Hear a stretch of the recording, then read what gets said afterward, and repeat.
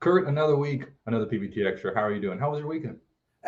Pretty mellow, actually. Pretty chill. I tried to stay in. I actually try to go to fewer games and do a little bit less before I leave for All Star for a few days, and so just been chilling at home. What about you? What have you been up to?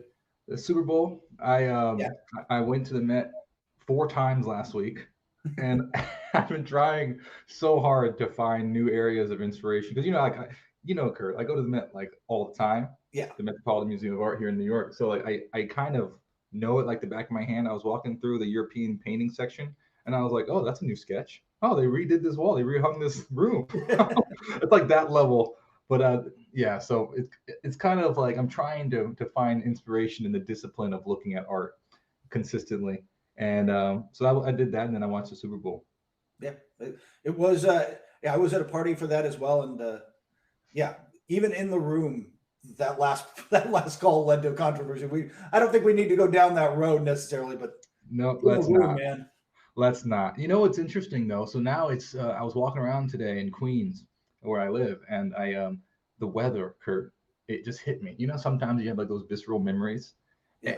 It was like sunny, maybe 50, 60 degrees, and after being so cold for so long, it felt like pre-summer, and I was like instantly brought back to Notre Dame after like the perma cloud because like the sun Yeah. doesn't shine for 6 months there, so like it was like this perma cloud layer, and then every like March the sun comes out. And I remember when I was walking to training one time, I was walking to the Goog where the football team practices. I think it was so sunny, and I was wearing corduroys and like a hoodie. And I was like, man, it is so hot outside. Oh my gosh, it's so hot. I started taking off my hoodie, and I was wearing a t-shirt, and students were tanning on the quads. And I was like, oh man, it's just so hot. I'm sweating. I looked at my phone, 30 degrees. It felt like that today. I was like, man, I got that thick blood again. At 30 degrees sunny is the tanning weather. People are on the quads tanning. That's how I feel. That's how people in the park here in Queens outside like laying out. It was like same kind of feeling.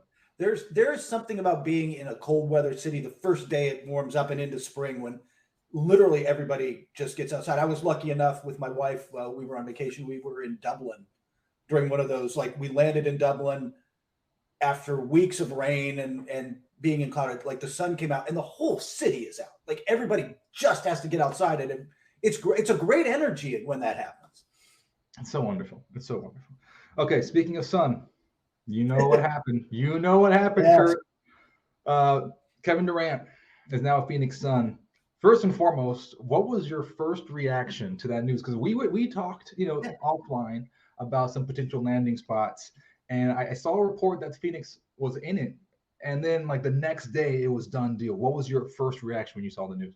I was surprised it happened that fast because everyone I talked to around the league said, "Oh, he's gone." Like once the Kyrie Irving thing happened, everybody's like, "Yeah, he's going to go." Like he's not lasting. But as many players and as many picks, and frankly, exactly what the Suns gave up to get him. But when you do that, that's rarely ever happens at the deadlines. That's a summer thing because of you can bring in more players on the roster and the new caps and is higher. It just makes life easier. So I was surprised to see it happen at the deadline, to see it happen that quickly. I thought that was a summer thing. And credit to my first thought was like, credit to the new owner, Matt Ishbia. He'd owned the team for less than 48 hours, and he pulled that off. That is next level. I'm going to make a splash when I buy this team stuff. It was unbelievable. And Corey, I'm curious your thoughts, because does this now make them contenders in the West? No, I don't think so. Before I tell you why though, let me kind of go back a little bit. And once again, just to reiterate my point, this is my stance. And to date, I firmly stand on this ground that I think anyone who comes out of the East is going to win it. I don't think anyone who comes out of the West, I don't really think has a chance. So that's what I mean is I don't think this makes the Suns. I don't think they can beat the Celtics or the Bucks in a 7-game series. I agree with you. Although I think there is if we get there, there's a puncher's chance situation. Oh yeah, I get you.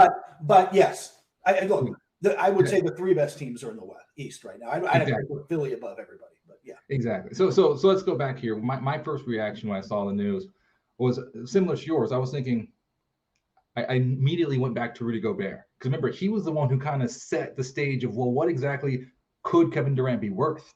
Yeah. And because they, like, when Minnesota got Rudy Gobert, you and I looked at that like pirate ship worth of like picks and all the players. I was like, man, if this is what Rudy Gobert is worth, what in the world? You're gonna have to give up your franchise. You're gonna have to give up coaches, GMs. You're gonna have to give up like training support staff, like medical trainers. Everyone's gonna have to go for Kevin Durant. And then we see this moment where trade deadline happens so fast. And I honestly think the Suns, I mean, clearly they won because they got Kevin Durant. Yes. But they really, really punched above their weight in this trade. I mean, it's crazy what they got Kevin Durant for, given that, given what he's playing, the quality of level he's playing. And I think Mikal Bridges and Cam Johnson, once again, it reminds me of the Spurs with DeJounte Murray. They traded DeJounte, I think, at the peak of his trade value as an all-star, right? And I think that Cam Johnson and Mikal Bridges were kind of traded at the peak, where like, I don't know if they're going to become like, I saw that Brooklyn Nets game. Ben Simmons was on the bench, coming off the bench, and all like the signage, all the graphics for television, everything was like our guys, Cam Johnson and Mikal Bridges. And I'm like, whoa, one, that's an indictment on Ben Simmons, and two, this is not sustainable. Cam and Mikal are not franchise players. So I think that the Suns really won there, but I don't think it's going to win them a championship this year. I think, look, the Suns move into contention could have come out of the West. I think it's them and Denver now. And Denver, I know. Denver, I have seen. Like, yeah, they're banged up now. Jamal Murray's out. But they've 4.5, 5 games ahead of everybody in the West right now. They're going to get the top seed. We know how good Nikola Jokic is. If Murray and Porter are healthy, and they've got good depth. I mean, they've got KCP, and they've got depth all around that team now. They're good. The Suns are theoretically better, but I've got questions about their health and then their defense. What is this whole thing going to look like? And can you build? I think this is the hard thing. Can you build? And I think it applies to the Clippers. It applies to some other teams. Can you build enough good habits and chemistry and develop quickly enough in basically a third of the season left to compete with a team where, in Denver's case, while they've been without injuries, they've been with the same system and a pretty consistent group for years now. It's hard, I think, to reach that level of instinctual play with each other and just knowing how to go without more game time. Yes, I completely agree. This is my biggest issue with these mid-season add-ons. Is people think that it's going to be like, okay, we add someone mid-year and then we're going to go on a tear. We're going to go on this run, but the reality is that the NBA is a war of attrition, and it's one of those things where you just play too many games. You just play too many games. There are just too many games on the schedule to just think that, okay, we're going to go on this 30-game run or go on this 40-game run or whatever and just be able to figure it out. There are just too many games. You're right. I think chemistry does win out. And I think we've seen that where you have some really good teams. And it doesn't have to be chemistry for 8 years or 6 years, just like I think a full season. Like I think as long as you have a full season, I think the mid-year add-ons for me, and we can get into this when we talk about this later in the show, the most successful mid-year add-ons are not the splashes. I think they're actually the pieces around the edges, right? Like, okay, you get this great shooter. That's exactly what we needed. Or you got a great defensive add. That's what we needed. Rim protection. That's what we needed.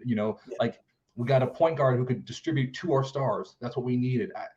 Everything else, when you think, okay, we're going to get a new franchise player or a new number 2 or a new number 3, that to me that's shaky ground. Yeah, the 2004 Pistons adding Wallace, and just all of a sudden, like, oh, that's it. We're now like an elite level defensive team with this guy, but it doesn't change that Chauncey Billups and like the guys who ran that show were playing at that level, right? Like, and then with Kevin Durant, you got to ask yourself, okay, who's in charge? Obviously, in my opinion, I understand Chris Paul. It's probably Chris Paul's team. It's just, yeah. I get that. I do think, and this is my issue with the Suns doing this now, is that I think Devin Booker is a little too young, and I think because Devin Booker is the man. like, make no mistake, like this guy is a baller. Like, so for me, like he's easily in that conversation, of like legit franchise players, like to be, So, but he's a little young, I think. And so I don't know where Kevin Durant fits in. Where does he fit in?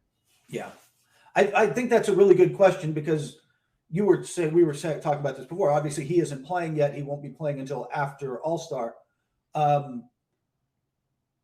You watch them right now, it's heavy pick and roll with either Chris Paul and Devin Booker. By the way, that's a really nice pick and roll combo when they do one. They save that one for moments, but Ayton sets a lot of the picks and then rolls to the right. Like they have kind of a system that works. And on one hand, you don't necessarily need to run a lot of pick and roll for Kevin Durant because you don't necessarily, frankly, you don't want to bring the second defender up. Like he's just better in isolation. He's an unstoppable. He's 7 feet tall and has that release over his head that can fall from 3 or mid range. They're going to be I think they're a slightly better playoff team maybe than regular season team, Corey, because of Booker, Paul, and Durant are all mid range killers. They're all like those are the shots you're going to get in the postseason, and they're all deadly from there. Yeah, I do think with this, there's so many questions that I have. With the chemistry, it seemed like there were cracks in the armor in Phoenix last year when Jay Crowder wanted out and the whole saga with DeAndre Ayton. It's like, wait, you drafted this guy so high and he wants out, he doesn't feel appreciated. It seems like there were fractions. I understand, the drumbeat coming out of that locker room was we're all together, we're figuring this out. But there are moments where we're thinking the lip sync isn't there. It's like the old kung fu movies, like you're saying this, but your lips are like 4 seconds behind. I'm like, I don't know if I believe you.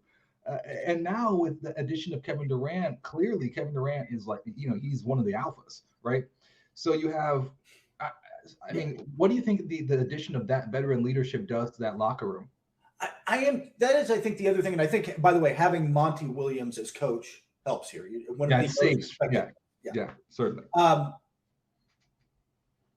If you're going to win, and the easiest example for me is always kind of the LeBron James super team in Miami. If you're going to win, other players, everyone has to sacrifice a little. In Miami, it was less.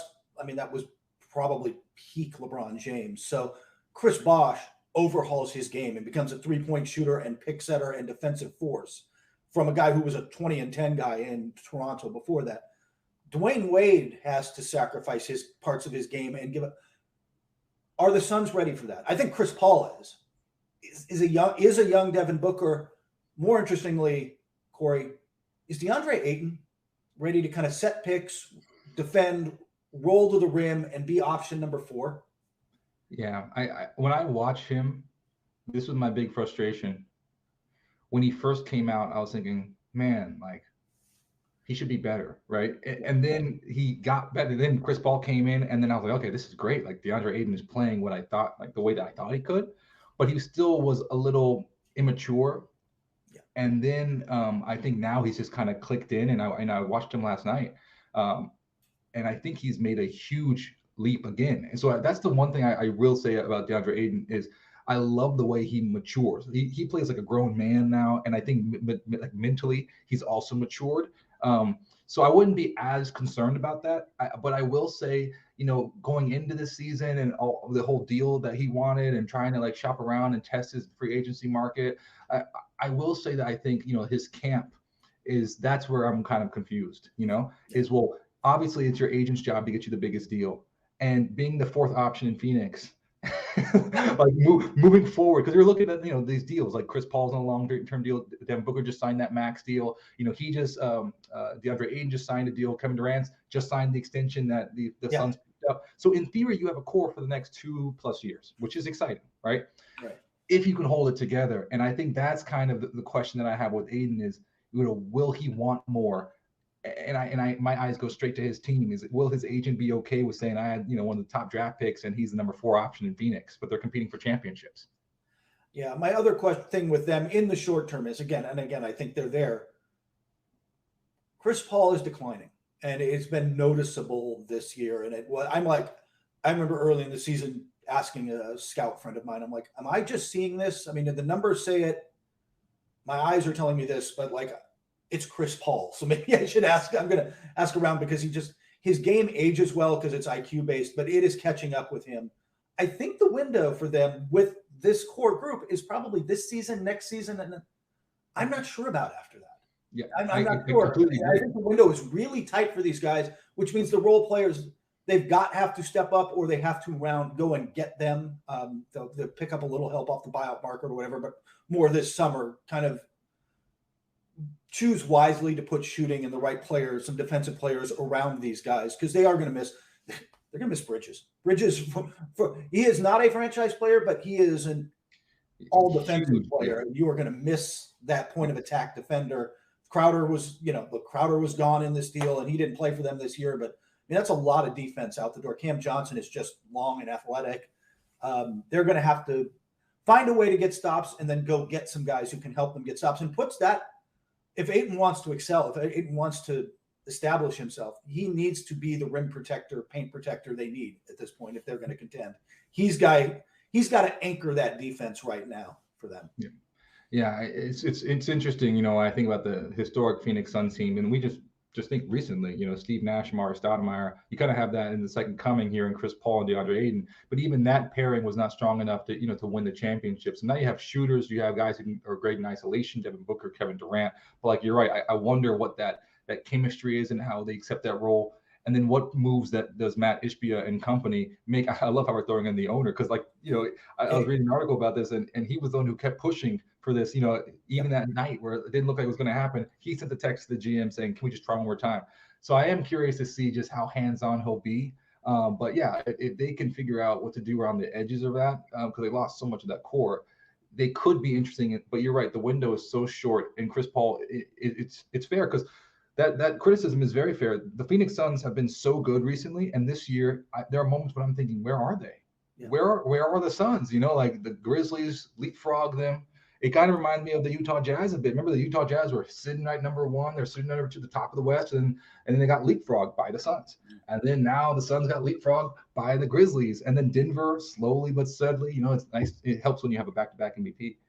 So I think this season, the Suns haven't been that impressive to me. And that's why I think this midseason ad doesn't do much, in my personal opinion. You know, I think it's going to get you, obviously, Kevin Durant win you some games, but I don't think it gets them back to where they were even a couple of years ago.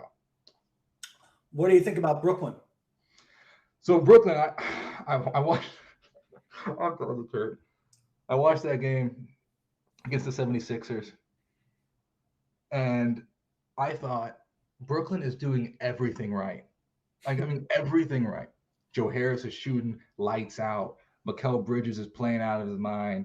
You know, I'm like, Nick Claxton doing this thing. I mean, everyone was playing so well. And the Philadelphia 76ers were not. And I was thinking, if I was calling this game, because I do some college basketball analysts, I was like, if I'm calling this game, I would say, Brooklyn, enjoy the first quarter, right? Enjoy it, because come fourth quarter, like, the 76ers are going to – you have Joel Embiid and James Harden to close out games. Who do you have, Brooklyn? So enjoy. The 76ers weren't even playing well. And it was still a 5-point game, 2-point game. And I was like, man, Brooklyn, this is the best this is the best punch you can throw.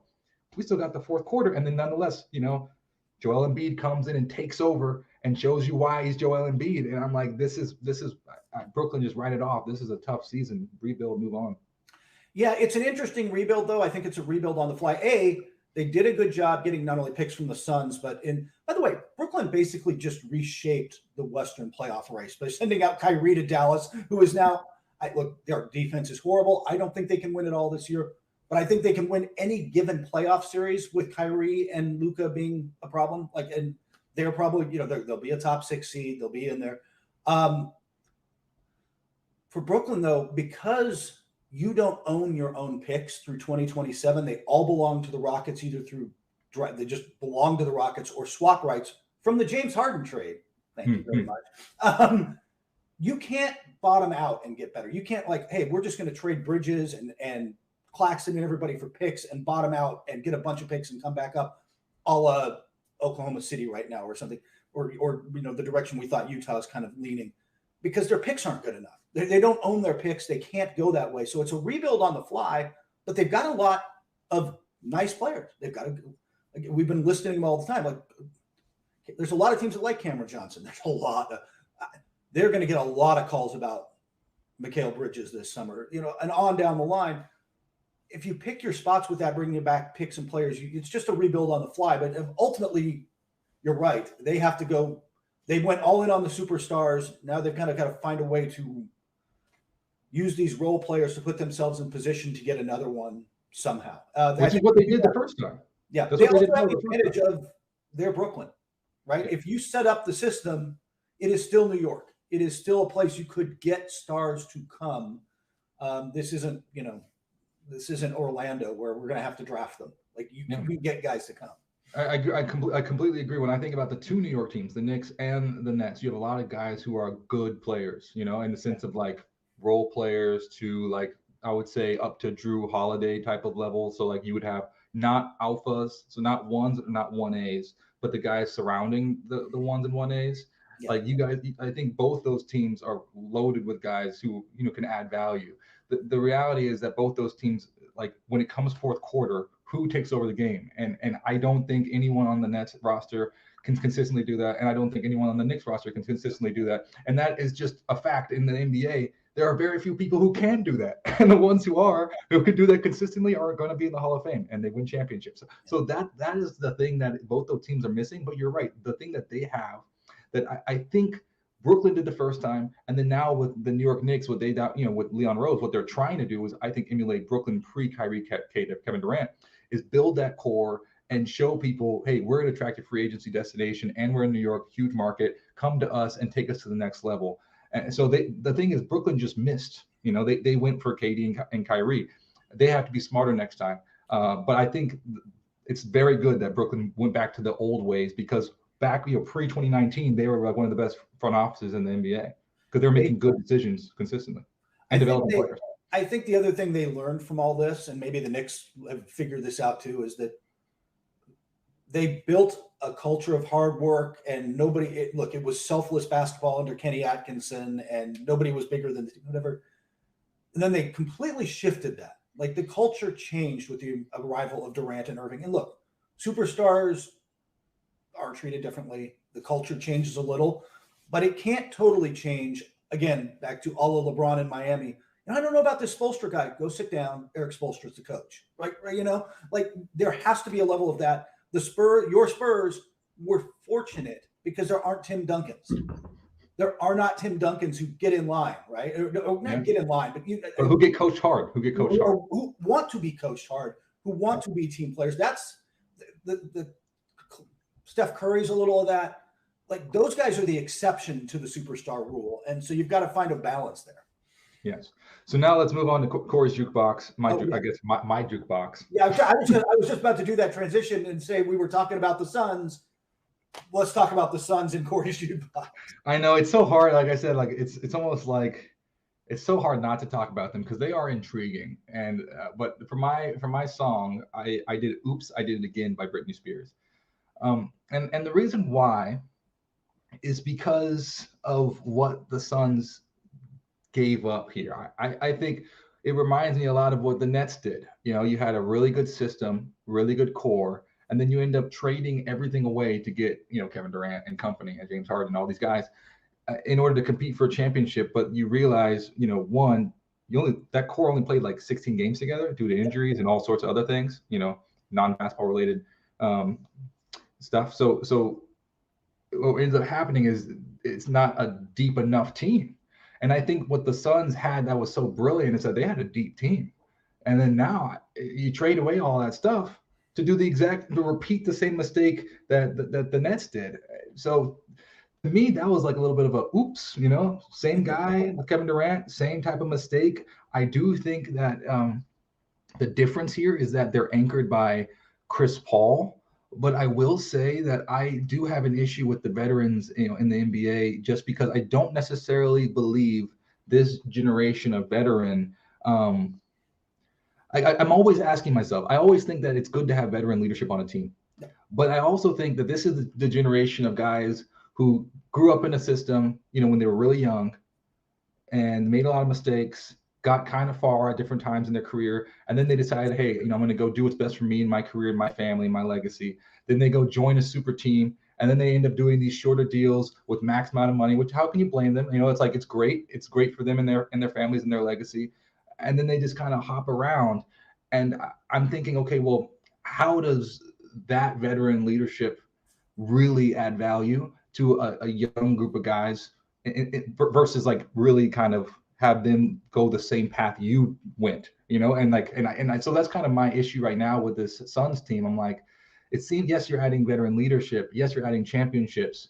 And yes, you're rooted by, you know, Chris Paul and Kevin Durant, but I feel like you kind of made the same mistake the rest of the league is making, thinking, oh, like in LA, we'll bring in Carmelo Anthony, who's another guy, a veteran, had tons of like experience, tons of accolades, but like, what does that veteran experience really bring to the locker room? Russell Westbrook, same thing, like MVP, all this stuff, took the team to the finals. It's like, but what does that really bring to the locker room?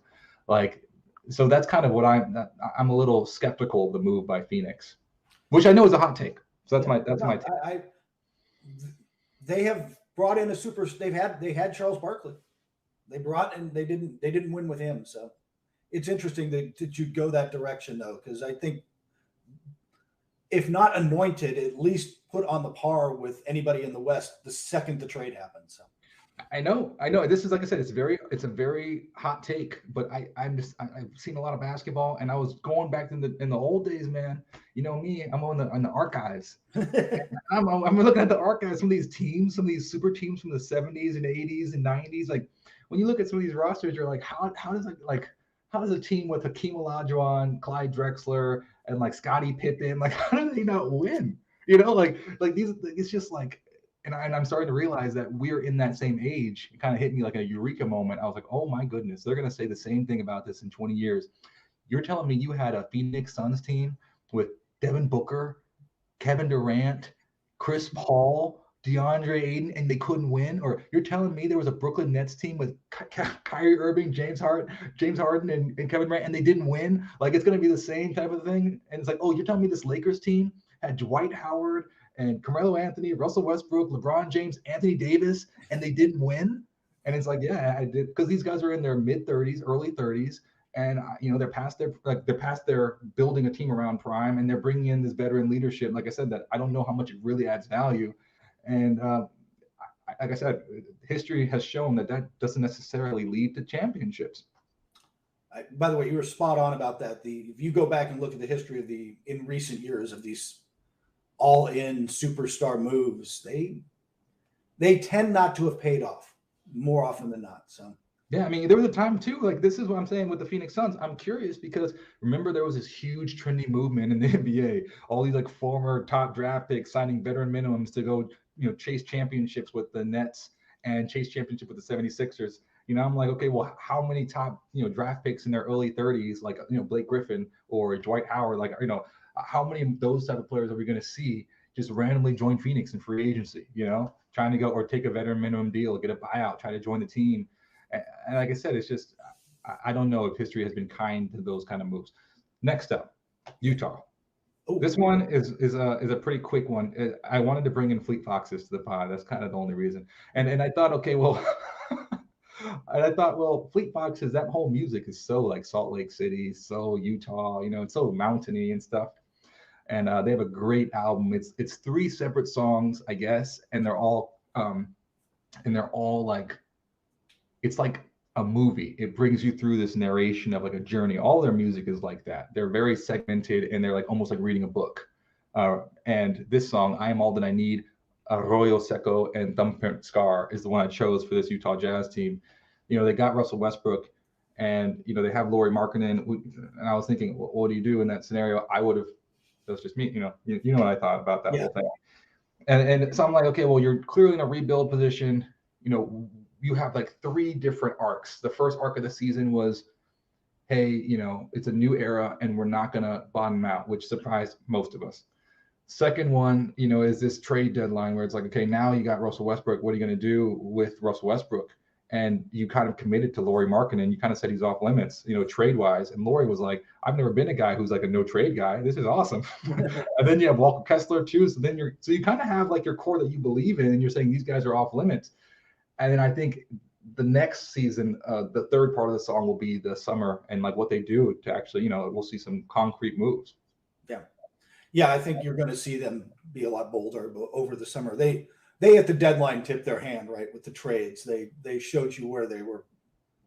I think that everybody was caught off guard by was it 10-3 start or 10-4 start, whatever they had to start the season, kind of threw them for a little bit of a loop. But now you see where they're headed. Westbrook will not play in Utah. He could theoretically, but considering the history with him and the Utah Jazz fans, I find it highly unlikely that he sticks around. I'm curious where he ends up, though. I know Chicago is considered a front runner. I'm curious who picks him up. Yeah, and you could remember John Wall was paid lots and lots of money to just not play, not like just to hang out in Houston, and now he's back in Houston. But like with Russell Westbrook, it's kind of the same thing. It's like, do you just stay at home and just collect your $47 million and just do whatever you need to do? I don't think that's off the table. I don't think that's like, who knows? So, anyways, those are kind of my songs, but I think we're seeing 3 in this one season, and I'm talking from the start of the season to the start of next season. Like, that is the song. There are going to be 3 distinct movements, and it's a whole narration, like a whole story, like a novel that you read in Utah right now, the origins, if you will. And I think we're squarely in the second song, and I don't know if I like the tune, but whatever. Let's move on to your corner, Kurt. So what are we talking about today? We have a lot of stuff happening this weekend with All-Star Weekend. Yeah, we do. I mean, I will be out there in Salt Lake City where, look, I don't like to go to 30-degree weather if I'm not skiing. I'm a Southern California kid, but we will be in Salt Lake City for a few days. And then, look, we've talked about this, Corey. The All-Star Game is the All-Star Game. I was glad to see De'Aaron Fox and the replacements that got in because I thought those were appropriate. I don't know how they left Pascal Siakam off the first time. All that said, you and I have talked about this. Saturday's better than Sunday. Like, as a viewing experience, I would rather watch the Saturday events. So let's talk a little bit about those. And that starts with the Skills Challenge, which is a team thing now over the last 2 years. This year, it's Team Antetokounmpo. So Giannis Antetokounmpo and his brothers, Giannis and Alex. Alex is the easiest one of those to pronounce. Then it's the rookies. I know Paolo Banchero and Jaden Ivey. Mm-hmm. Yeah. And then the third team is Jazz players because they're at home. So it's I think it's Markson and Clarkson and I'm forgetting who, Kessler, Walker Kessler. Yep. Would you like to make a prediction on that? Because I'm not. Yeah, I mean, I'll say the Antetokounmpo brothers. Giannis is so competitive. That's one thing I love about Giannis is that it doesn't matter what he does. Like, he gives he gives every bit of it. So I feel like everyone else kind of might like walk into it. And I feel like Giannis is not taking this lightly. I feel like he's going to want No, he's going to fire his brothers up, dude. Like they were so excited. It was fun to watch them play together for the Greek team, national team, because you could see how much they just loved getting to play together. And it's not something you get to do in a professional world where the stakes are different and you don't have the control to set things up. So they were enjoying it. Then we move on to, Corey, you and I have discussed it, our favorite part of Saturday night now, right? Yeah, the 3-point contest. Corey, it is a stacked field with big name stars. Jason Tatum's shooting, Damian Lillard's shooting. There's big time names here. But running through that list, Corey, who did you like? Did you have a prediction? Did you look through that list and say that guy? Yeah, Damian Lillard. I think he's going to go take it home. I know Buddy Hield, he's a sharpshooter. Yeah, Tyler Hero, which is very exciting. But for me, I'm like, it's Damian's contest to lose. What about you? He is. It's funny. I would put him second just because nobody of all those players, great shooters. And like, this is what the fun part of this contest. Lauri Markkanen's in there. Lillard's just clutch.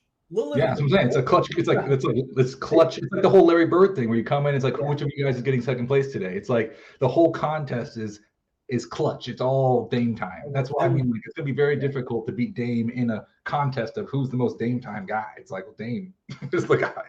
I was talking with a scout friend of mine about like the fact that there is this clutch award this year, and like, where should I be looking? And just. Since it's new and I'm trying to figure things out, I'm bouncing ideas off of people that I trust. And we got talking, we're like, man, if this had existed for the last 10 years, Damian Lillard would have 4 of them. Yeah, LeBron. He'd be a short list of people. He'd have a bunch of these. I will say, though, I'll just sneaky pick Kevin Huerter. Everything's going right for the Suns this year. He is a sharpshooter.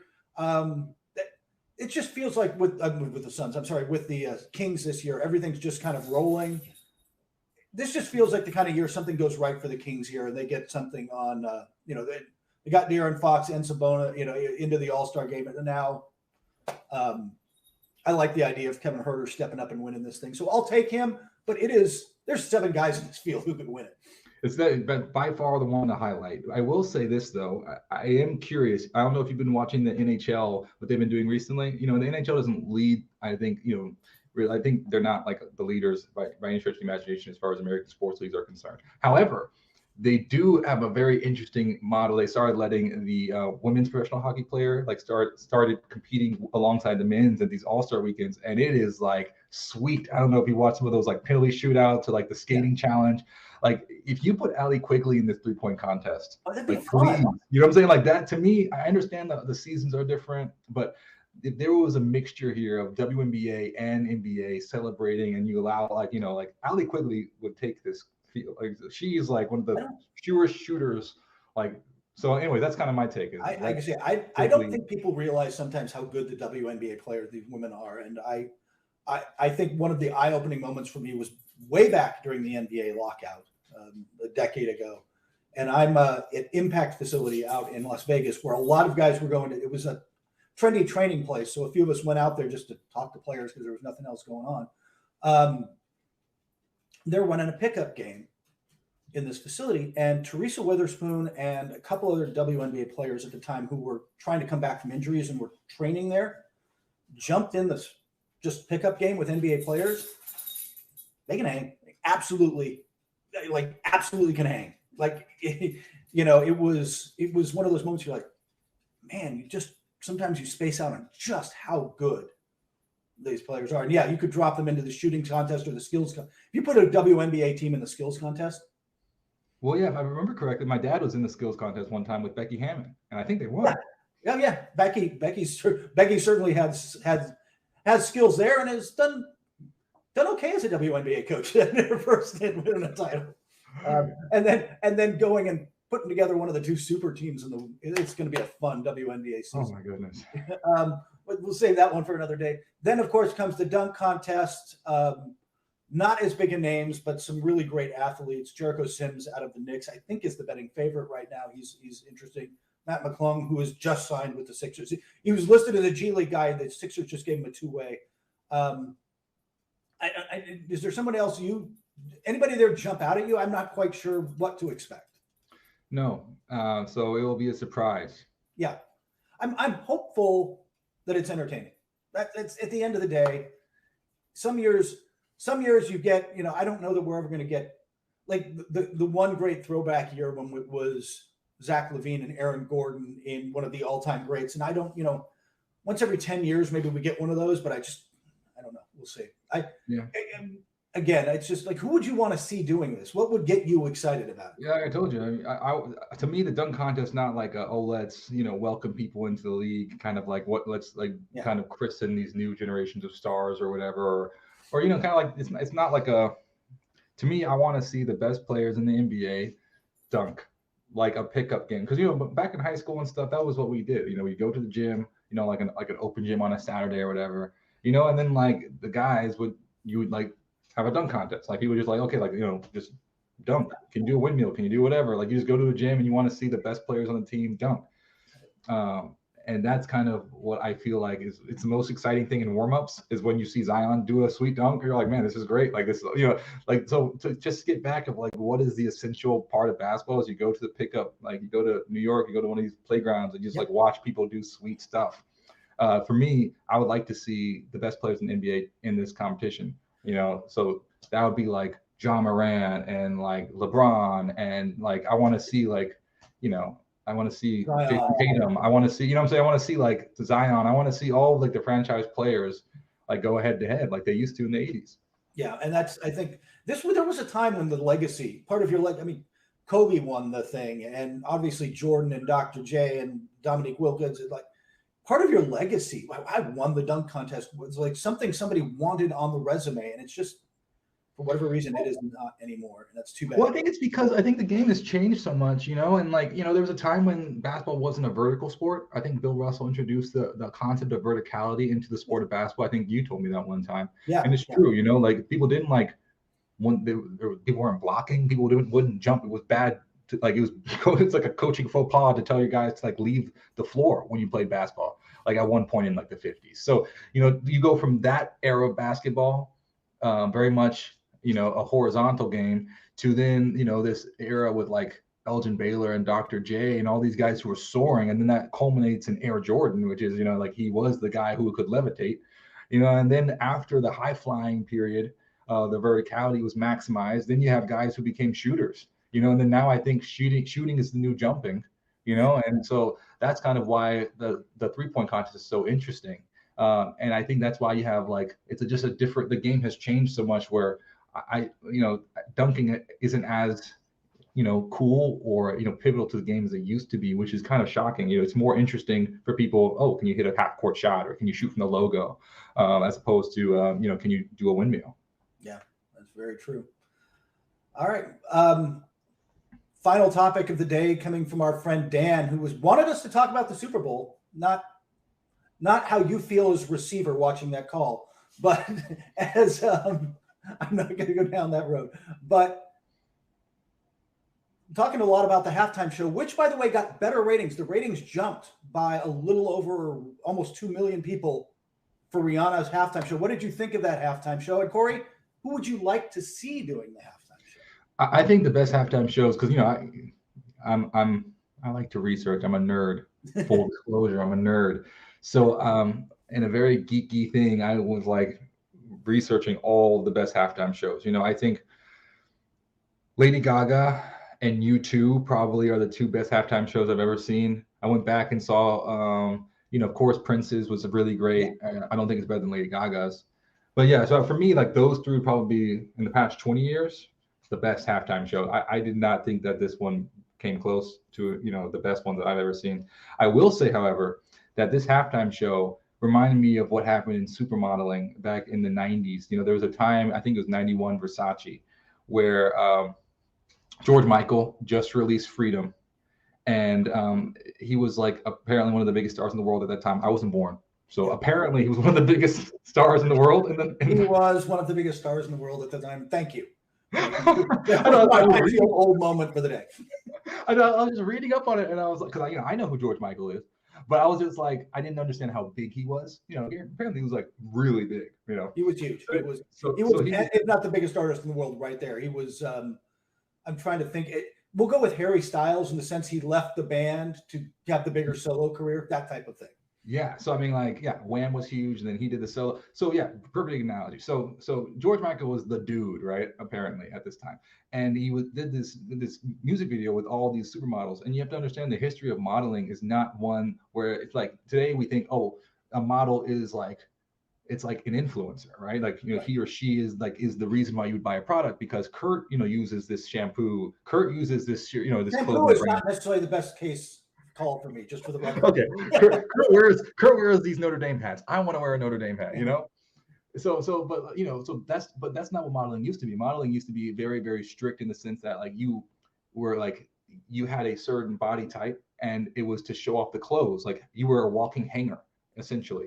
You were like a walking mannequin, a mannequin that could move and just show people, hey, this is how the clothes falls, this is how the silhouette looks, and like, do you want to buy the garment or not? It was very trade show. And then with the advent of Linda Evangelista going on these covers with different hairstyles, that was when everyone was like, oh, like the model is more important than the clothes.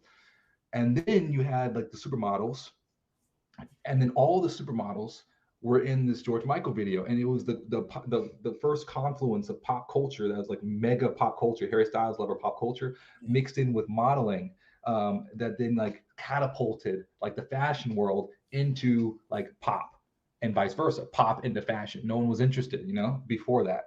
And then now you can understand why you see like people like Rosalia performing at like Louis Vuitton's show in Paris, because now that is so normal to us.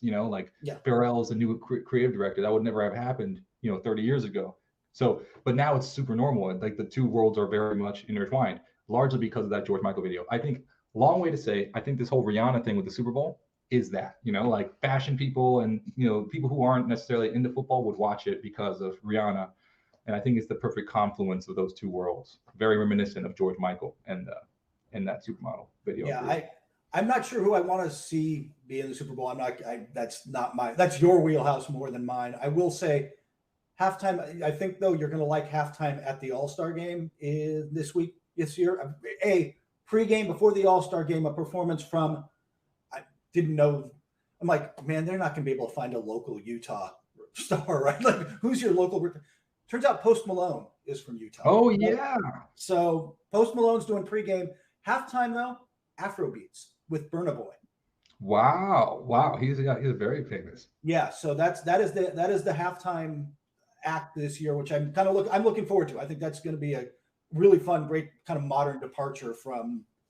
I don't know. That's the kind of thing that the NBA can pull off because of their demographics, but also with the Super Bowl, man, you have to get Rihanna level, stuff.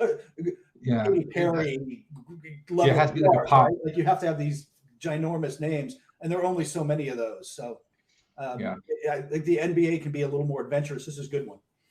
Yeah, I think if I had to pick someone, I would choose like, a singer-songwriter. I would do the exact opposite of what the Super Bowl has been. Like I was just researching like MTV Unplugged, and when John Bon Jovi, was like they did like this award show, and they just did like a couple of their songs that Bon Jovi did with like stripped down, and these were like some of the biggest rock stars in the world, just like 2 acoustic guitars, just singing like Wanted Dead or Alive. Like that's what I would do for the Super Bowl. I would have like one of the biggest acts in the world, like a Billie Eilish or something, just come in and do a completely stripped down acoustic set, like MTV Unplugged. And like people be so confused. They're like, where are the pyrotechnics? Where are the fireworks? Where's the huge stage? Where are the 100 dancers? It's like, no. Like, let's just go back to like coffee shop level and just like blow you away with talent. And I think that talent over spectacle, I would really appreciate that level. So I would say an acoustic set by Billie Eilish and her brother Phineas. That's what I want to see play the Super Bowl. Yeah. I love that idea. Good luck with that. for all the latest NBA news, articles, and more, why don't you head over to NBCSports.com/NBA to check out everything that Kurt and his team are putting out there. Kurt, I can't wait to hear all about All-Star Weekend next week. I'm looking forward to it.